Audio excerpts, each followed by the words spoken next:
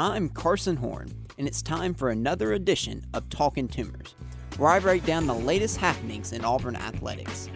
Let's get rolling.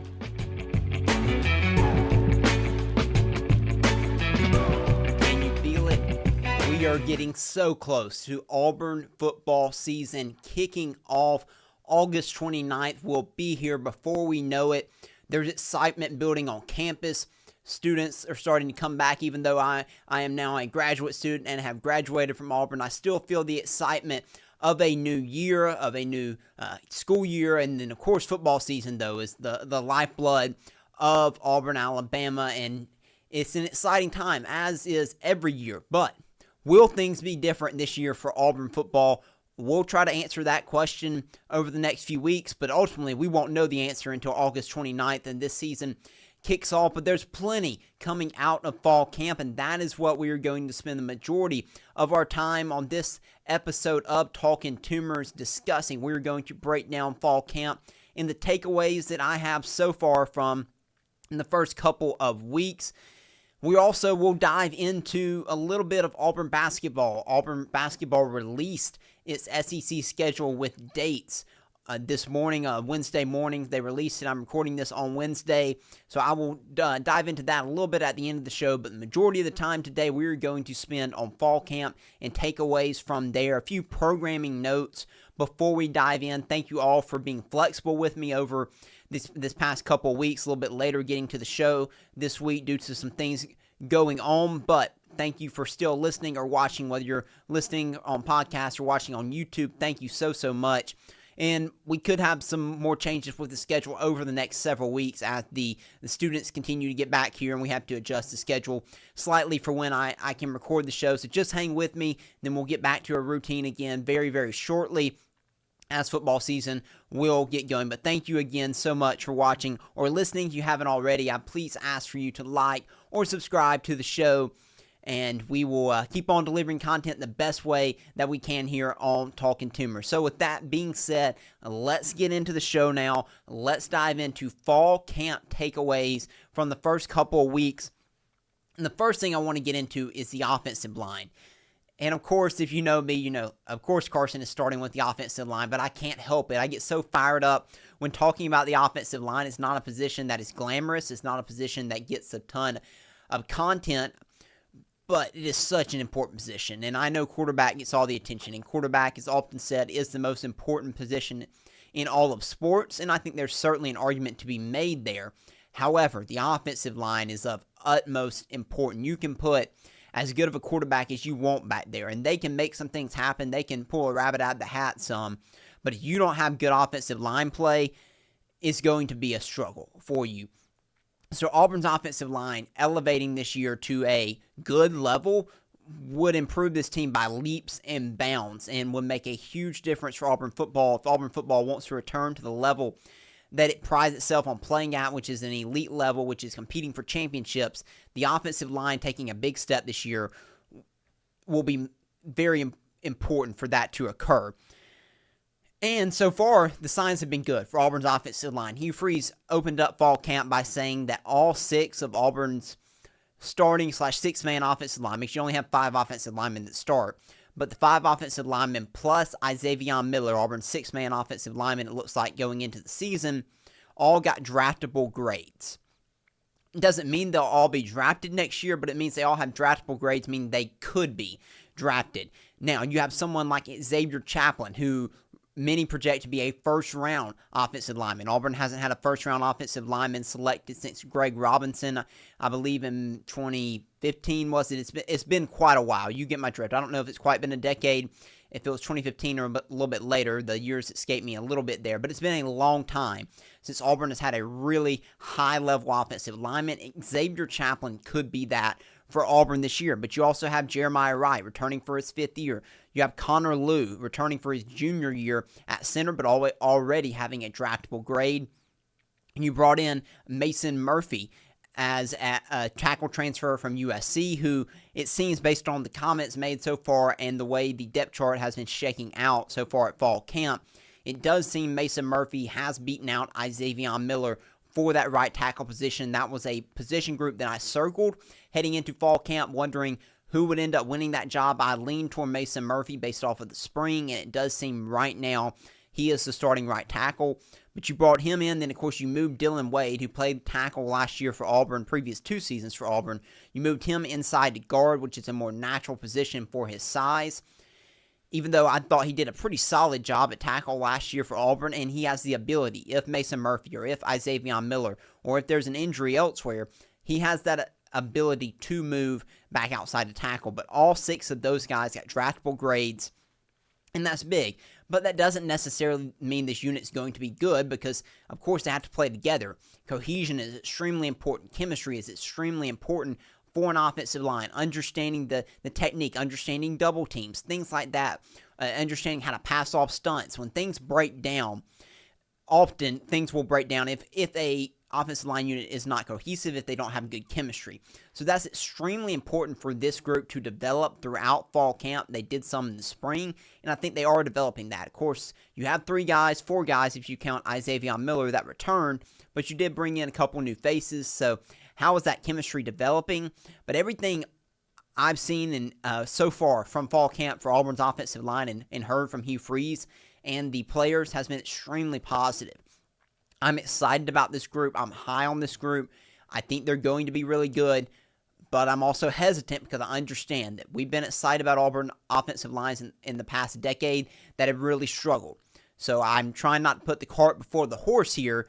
Give it time and see how things play out with this offensive line, but I am cautiously optimistic, to use a political term there, for Auburn's offensive line this year. Staying on the lines of scrimmage, I'll transfer now to the defensive line. This is the position group, the front 7 overall, as I mentioned each week on the show, is the group I'm most concerned about. And the defensive line, it seems the strategy that Hugh Freeze wants to go with right now for this defensive line, and that the players have also commented on, is we're going to play a lot of guys, but no one's going to play a ton of snaps. That was sort of the philosophy with Rodney Garner, if you remember, when he was the defensive line coach here under Kevin Steele. Now, Derek Brown and Marlon Davidson were exceptions to the rule because of how elite they were, and I believe Keldrick Falk will be the exception as well. But Rodney Garner, he liked to rotate a bunch of guys in. He wanted to play near double-digit guys along the defensive line and try to keep guys fresh. And many defensive line coaches and defensive coordinators throughout the SEC have a similar strategy. They know how physical these games are, how long, how hot these games are, especially early in the year. So they want to try to keep guys fresh. They think that even if you're down 2nd or 3rd string on the depth chart, you're 100%, maybe better than the 1st string guys at 75%. So that's kind of the philosophy that Auburn is trying to go with here. But in order to do that, you have to have guys that are in that 2nd and 3rd string level that are capable of actually producing and not going to get just driven off the ball and bulldozed by offensive linemen that are really good in the SEC. So will Auburn have good enough talent to be able to do this? That remains to be seen. But that's the goal for Auburn. If not, then you have to stick with a smaller rotation. You have to stick with just a few guys like Malik Blockton, Bobby Jameson Travis, maybe a couple others on the interior, and they're just going to have to play a ton of snaps. But Auburn's goal is to not be in that situation. It was also Auburn's goal, though, I might add, last season, and it just did not play out that way. Auburn did not have the kind of quality depth that would allow them to rotate in the way that they desire. Will that be the case again this year? Remains to be seen. Right now, it seems that Auburn thinks they have enough guys to be able to rotate. But they're young. They are very young. They're going to rely on a ton of freshmen to be able to provide quality snaps. And not only with freshmen do you have to worry about their level of play, but also assignments. Again, they're still learning a new system, so they're more likely to make mistakes, and which can open up big plays for the offense if that happens. So it'll be on Auburn's staff to make sure these guys are prepared, and if they're not, they won't be able to play, and you'll have to go with a smaller rotation. But right now, Auburn's plan is to play their interior defensive linemen 15 to 20 snaps a game, keep them fresh, keep rotating, and see what happens. As far as standouts so far, Hugh Freeze has mentioned a good number of freshmen, including 2 on the defensive line in Jordan Crawford and Malik Autry. Those 2 guys seem destined to play. Malik Autry was a 5-star by one site in last year's signing class. Jordan Crawford was a 3-star not a very highly rated guy just because of his size. He's smaller in stature, but he's extremely difficult to block. And I think he's going to have a role for Auburn's defensive line this season. Hugh Freeze pointed those two guys out. He also mentioned Elijah Melendez and Anquan Newboy Fagans, Eric Winters, Sam Turner. When he was asked to point out some freshmen at a press conference about a week ago, these are some of the names that he mentioned. It's not an exhaustive list. There will be more freshmen that play, I think, than just those guys, but it's always notable when a coach mentions guys that are on the top of his head. And he mentioned those guys along with Omar Mabson, a true freshman running back who should still be a high school senior for Auburn High School. He was an early enrollee into Auburn. He got here this summer after graduating high school in the spring, so he wasn't even here for spring practice, and he's been taking some first-team reps. Now, important context here is Auburn has had being careful, I will say, with their running backs. Both Jeremiah Cobb and Damari Alston, along with Darrell Robinson, have all been dealing with minor injuries, so Auburn has been careful with them.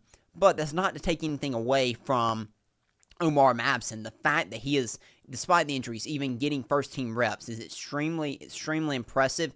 And it lends me to believe that there might be a role for Omar Mabson somewhere on this Auburn team this season.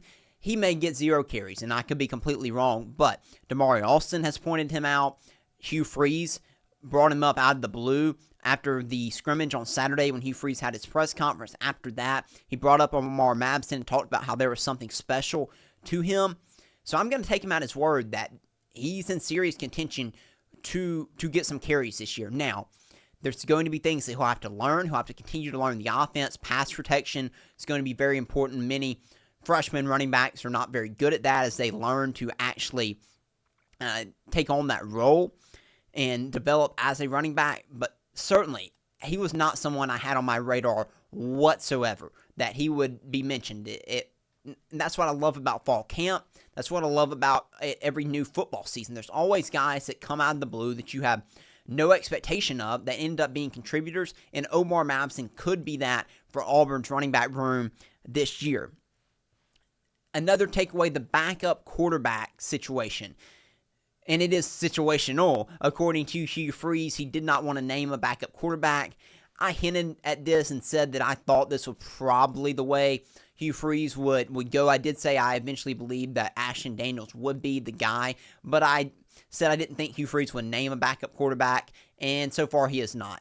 What does situational mean? I think it's up to your own interpretation there. Probably depends on the game, where you're at. Are you up big? Are you down? Are you looking to control the ball, not turn it over? Are you looking for a big spark? So forth and so on. But I will say this. It seems that Deuce Knight is performing very well right now. And I did say on last week's show, if Deuce Knight performed at such a level that he was leaps and bounds better than Ashton Daniels, it would be difficult not to have him as the backup quarterback. And right now, it seems like that is what is taking place. Again, we're not at practice. We don't get to see every single rep every single day. But based on what we know from practice so far, it does seem that Deuce Knight is performing very well, and it will be hard for him not to be the backup quarterback if the season started today. But again, Ashton Daniels hasn't been here for long. You still have a couple weeks before the season gets started, so he still has time and ground that he can make up in that amount of time. But for now, all we know from Hugh Freeze is that the backup quarterback situation is, quote, situational. Along with that, a couple other standouts. I already mentioned it, Xavier Chaplin. He's been performing really well at a high level. He's been impressive. I am very excited about him. There's not much more I can say. I cannot wait to watch him play, suit up in orange and blue in Auburn, orange and blue this upcoming season. Radon Strader is another guy who I think showed out at Saturday's scrimmage. He was one of the top cornerback transfers in the portal, transferred in from Miami of Ohio, but you didn't hear much about him at all throughout spring practice, which was a little bit of a surprise, I think, to many folks, including myself. Was he just not panning out? That happens. Sometimes guys go in the transfer portal and they get a high ranking and they end up not panning out. So I thought, okay, maybe that'll be the situation here. And whether that was or wasn't, it seems like maybe he turned it up a notch here at fall camp. and he's going to be competing with Jay Crawford and Kayan Lee for the second starting corner spot, or one of the starting corner spots for Auburn this year. Either way, he will play, and he will play plenty of snaps.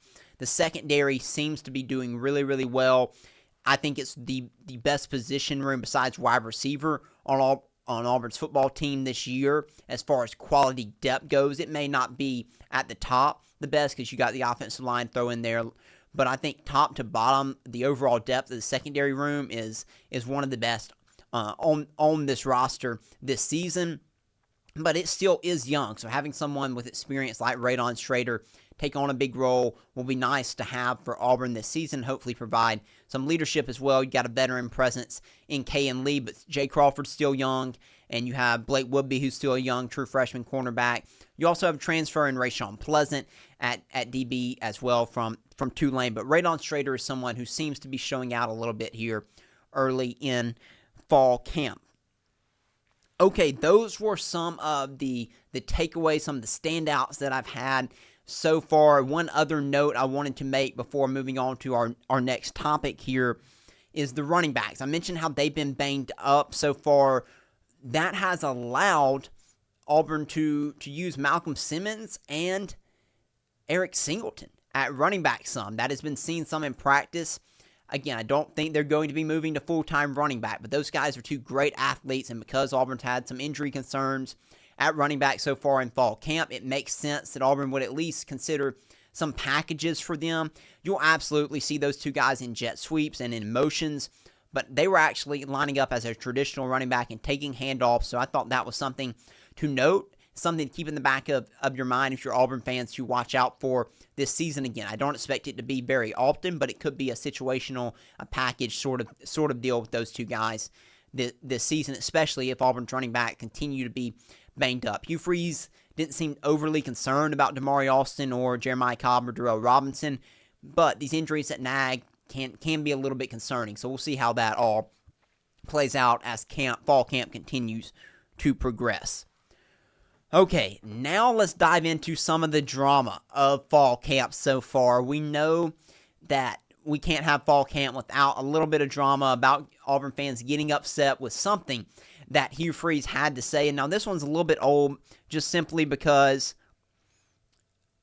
we are a little bit later getting to this episode and recording this episode, but I still wanted to address this topic because I got frustrated, honestly, because I thought the reaction from many Auburn fans was completely unwarranted. I thought it was an overreaction, and it's not just because of Auburn fans. I think some in the media made a much to do about nothing in this case, because when Hugh Freeze explained it, I think it'll make sense. So what am I talking about? I am talking about the drama surrounding Jackson Arnold and Auburn's practice philosophy, Hugh Freeze's philosophy of how he is coaching and handling Jackson Arnold in practice. The story was that Auburn and Hugh Freeze were taking it easy on Jackson Arnold in practice. That Hugh Freeze was asking DJ Durkin to take it easy on Jackson Arnold because we don't want his confidence to be shot.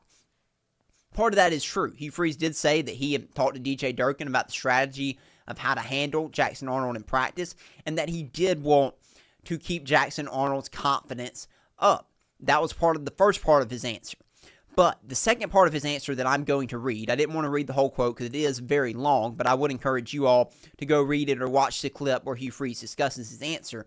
But I will read the second half of the quote because that is where you actually get the context and it helps you understand exactly how Auburn is practicing, because Hugh Freeze was very open in explaining how Auburn is going about practicing, and I think it was an informative and eye-opening statement that will put, if you are upset about this, well, maybe put your nerves at ease here. So let me read that quote, and then I'll offer some more commentary here. Hugh Freeze said, "I think we've got to be really intentional about what we are doing in this period and making sure that our quarterbacks have an adequate chance to really be prepared to have success in it and not try to win a drill, but try to get better in every scenario.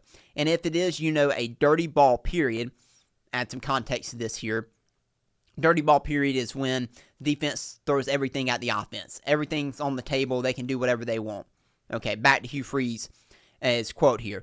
Where everything's being thrown at the quarterback should know that, and that's fine. But if it's not that, let's work together to make sure we're preparing him.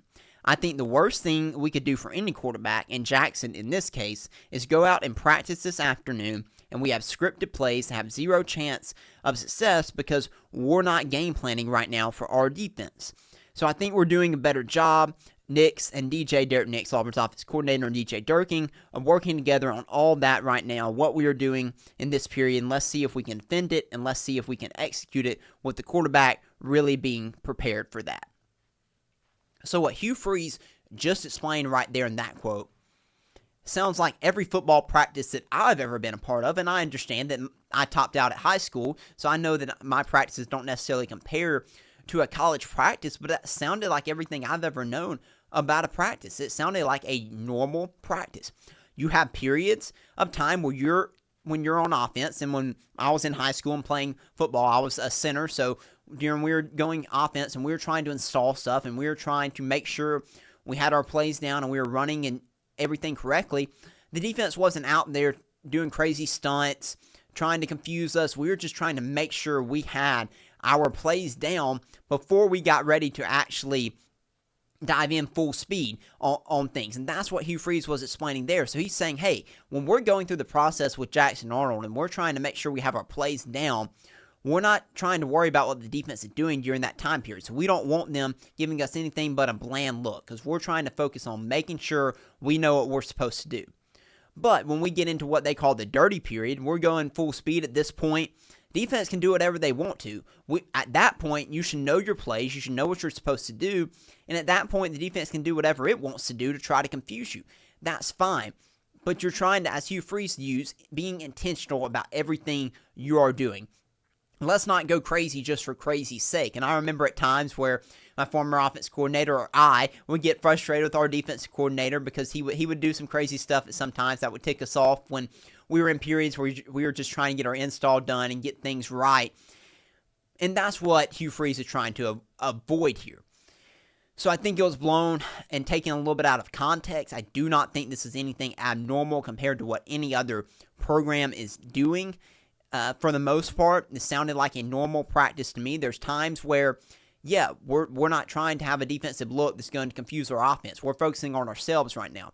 And then there's a time where, yeah, defense can throw whatever at us, and we have to figure out how to adjust and how to run our plays against a different look. But that is when you have command, when you should have command of your plays. That is not when you're still in the period of installing and making sure you understand the basics. So I hope that I cleared that up. I hope I didn't confuse you. I thought Hugh Freeze's answer was really good, and it made a ton of sense there, and that this whole drama was a much to do about nothing, and there's really not anything to be concerned about. But understand, it's fall camp. We're nitpicking every single one of Hugh Freeze's answers, trying to see if there's any reason we should be doubting Jackson Arnold, because everyone's on the edge of their seat. I get it. Auburn quarterback play has been bad for too many years now, and so I get the concern, and any little thing that might be a slight to Jackson Arnold, Auburn fans are lashing on to and say, here we go again. And believe me, I have my doubts about Jackson Arnold. I made those clear when Auburn brought him in to the transfer portal, that I am unsure if he is going to be the answer at quarterback for Auburn. And I still am unsure about that.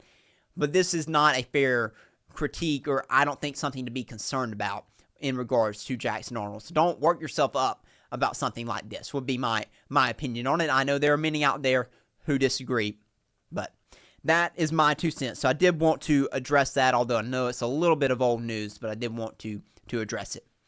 Okay, final football segment here, still dealing with fall camp, but I did want to address Hugh Freeze a little bit. Hot topic as always on this show, but it seems to me that Hugh Freeze has evolved. And that's important, because if Hugh Freeze looked at last season and he said, well, I did everything I could, players got to execute, there's not really anything I need to change, that would have been a problem. That would have been a very big problem. Because when things don't go well, you have to make changes. Even if things do go well. Nick Saban, greatest of all time, always evolving. Kirby Smart, I promise you, he's always evolving, looking for ways to improve and to get better. And it seems like Hugh Freeze took a look in the mirror and said, okay, here are things that we can keep doing. Here are things I need to change. And here are even some things that I need to go back to doing that I stopped doing. Will that mean there will be success, more success for Auburn this season? That remains to be seen. But it is a positive sign that Hugh Freeze is taking steps to improve himself and try to improve this Auburn football team this season. First thing that I think is really good are the personality tests. We talked about this, I believe, on last week's show, but Auburn football decided to copy Auburn basketball and to do personality tests. Auburn basketball did this last season. The coaches and players took them, I believe, or at least the players, and the coaches were able to utilize them to better coach their players. And I know old school minds and some more old school traditionalist views on coaching look at this and laugh and say this is stupid, so forth and so on. That's fine. Doesn't mean old school coaching still can't work. But, I mean, Auburn's team did make the Final Four last year with some pretty wild personalities. I mean, Chad Baker-Mazara was on that team. You had some tempers. You had the issues that you had early in the year with the flight and so forth and so on. So it seems like it might have worked. And adjusting coaching styles based on the different player, I think it worked out well for Auburn basketball. So Hugh Freeze saw that and he said, you know what? Let me give this a try with football, because he realized his coaching relationship with Peyton Thorne was not the best over the last 2 years. And it didn't work. So when things don't work, you look to see, okay, what can I do to change that? Peyton Thorne's gone now, but Hugh Freeze can make improvements to how he coaches Jackson Arnold, and how he coaches Ashton Daniels, and in how he coaches Deuce Knight.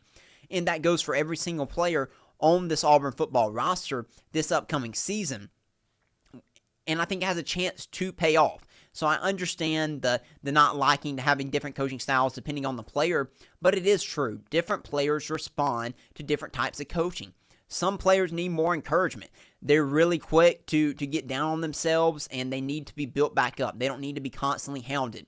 Some guys need to be constantly hounded. They need to be fussed at constantly. They need to be yelled at and screamed at and maybe even cussed out. Some guys need that style of coaching. But one size doesn't fit all in this case for coaching styles, and Hugh Freeze is trying to adapt that. That doesn't mean, though, that you don't be yourself, because as a coach, you have certain coaching style.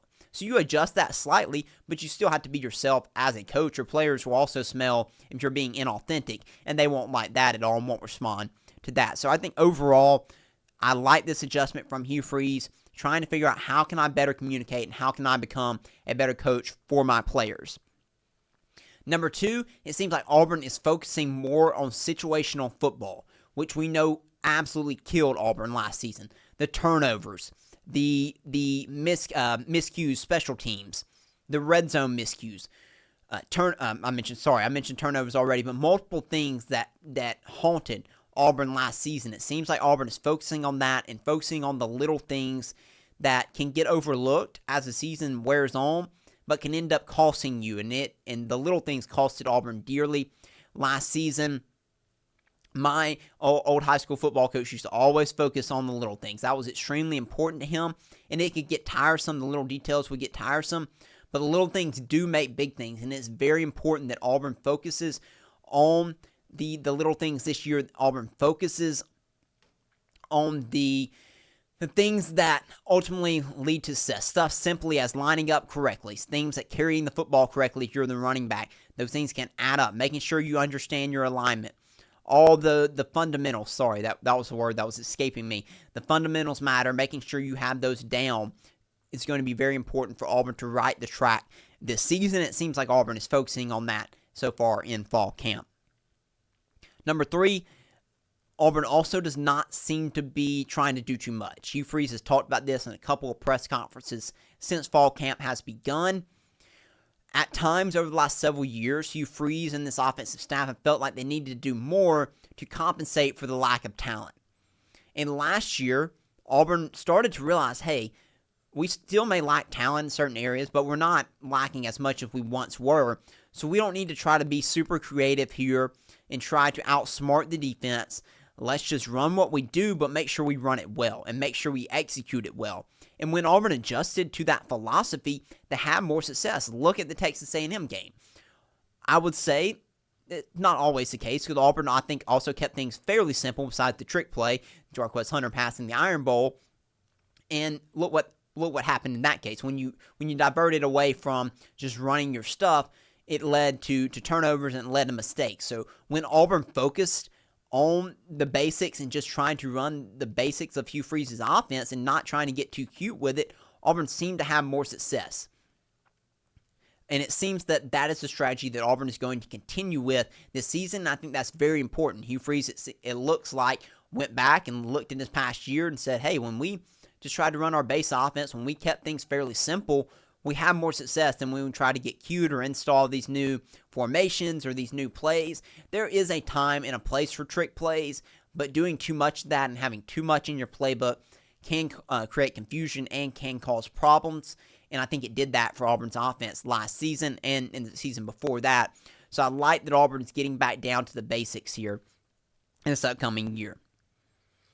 And then finally, Auburn is getting, Hugh Freeze is going back to his old style of coaching quarterbacks. That was a bit of what he was getting into in the quote I read on Jackson Arnold, and that he's focusing on making sure the quarterbacks leave the field confident and making sure they know 100% what to do in every situation. It doesn't mean they're going to have perfect execution or they won't make mistakes, but he wants the quarterback to leave the field each day confident. He said that's something he used to always do at Ole Miss and at Liberty, and for whatever reason, he got away from it. And after quarterback play has been less than optimal, to say the least, the last 2 years, it is good that Hugh Freeze is adjusting his philosophy a little bit and going back to what he used to do. So as I said, the onset of this segment, there is a mix of old, there is a mix of new. Hugh Freeze is evolving and trying to figure out what's the best formula to have success this year for Auburn. And ultimately, we'll find out starting on August 29th whether he has found the correct formula and made the proper adjustments to lead to more success for Auburn this year. I can say one thing for sure. The confidence is there. The confidence is there from Hugh Freeze. The confidence is there from these players. They think they have a really good team this year. I think Auburn's talent is really good. Whether they have a really good team or not remains to be seen.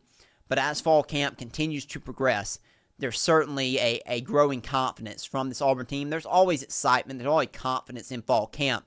But this is to another level this year. And that's good to see. But the results will speak for themselves here soon. Okay, to wrap up today's show, again, I wanted to keep the show a little bit shorter today, although I have already gone a little bit longer than I anticipated going, and that's okay. But I did want to wrap up with Auburn basketball. The SEC schedule was released today, Wednesday, August 6th it is. The schedule was released, so we now know who Auburn basketball will play and when. We don't know the times yet, and for the weekday games, we don't know if it's going to be Tuesday nights or Wednesday nights, but we know the dates for the most part and the locations. So, a few takeaways, immediate takeaways real quick. I'll have more as we get closer to the season, of course, and I do more of a deep dive into Auburn basketball, but a few quick takeaways here. Auburn starts off the SEC season at Georgia on January the 3rd. This year, Auburn will only play Georgia once in the regular season, and it will be on the road at Stegeman Coliseum.